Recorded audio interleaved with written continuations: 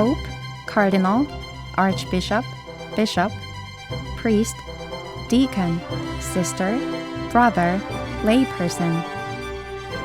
These are the words we often encounter in our faith journey. Some of them are familiar to us, but some are not. We use these terms for calling people. These are words that refer to the members of the Church, designated according to their roles in the Catholic Church, where we're all God's people and Christians.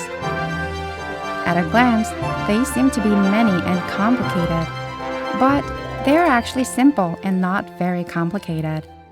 People of God, in other words, Christians, are divided mainly into the clergy, religious, and layperson according to their duties. The clergy is in charge of the holy ministry in the church, such as performing the sacraments. The clergy consists of bishops, priests, deacons, and consecrated by the sacrament of holy orders. We call it the hierarchy of the Catholic Church. It originated from Jesus giving his apostles the unique authority and the responsibility to teach, sanctify, and govern people.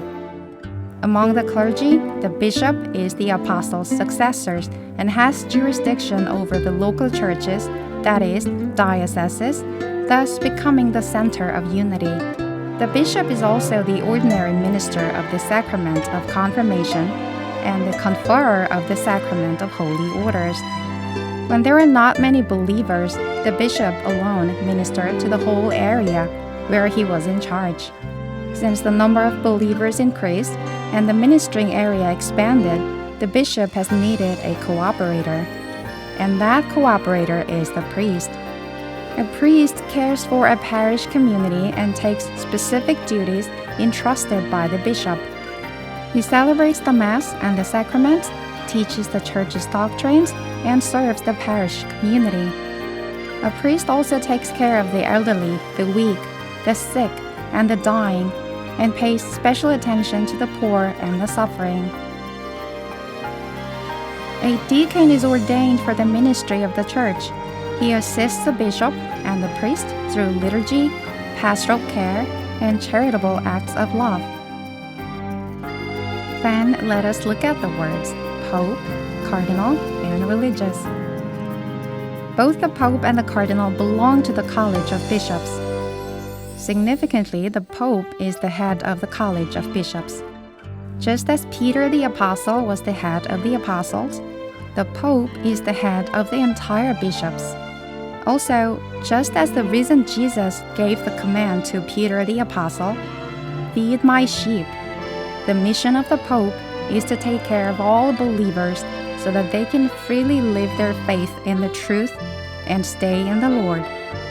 As the supreme pastor and teacher of the Catholic Church, the Pope declares the doctrine of faith and morals with the help of God, appoints bishops and cardinals to cooperate with himself, and canonizes those whom we honor as saints.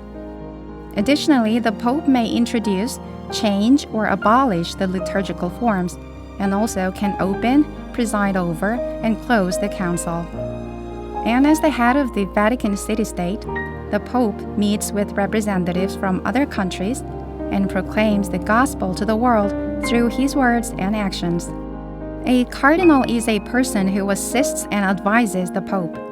Cardinals assist the Pope on essential matters of the Church through the special committee, while individually serving as directors of offices of the Roman Curia, papal delegates, and diocesan bishops. And cardinals under the age of 80 are eligible to vote in the conclave to elect the Pope and have the right to be elected. A religious gives up his possessions according to the evangelical councils and devotes himself entirely to Christ while dedicating himself to God through the 3 vows of giving his mind and will to God. Lay people are neither the clergy nor the religious. They make up most members of the Church. They proclaim the gospel to the world.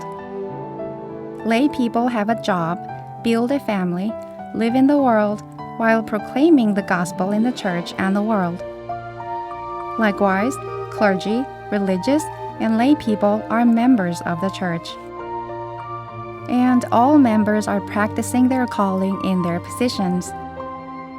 However, they are the one people of God and the members of Jesus' body.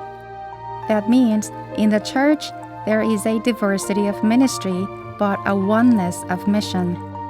Therefore, the clergy needs to serve the believers, the religious should live the life of consecration to God, and lay people need to cooperate with the clergy so that they can be witness to share in an interior communion with Jesus through the grace, service, and activities what they have received. The people of God shares in Christ's prophetic office by proclaiming the gospel of human salvation in its positions. Also, it shares in Christ's priestly office by adoring God and consecrating itself as well as the world. And it shares in the royal office of Christ through striving to make the world according to God's will.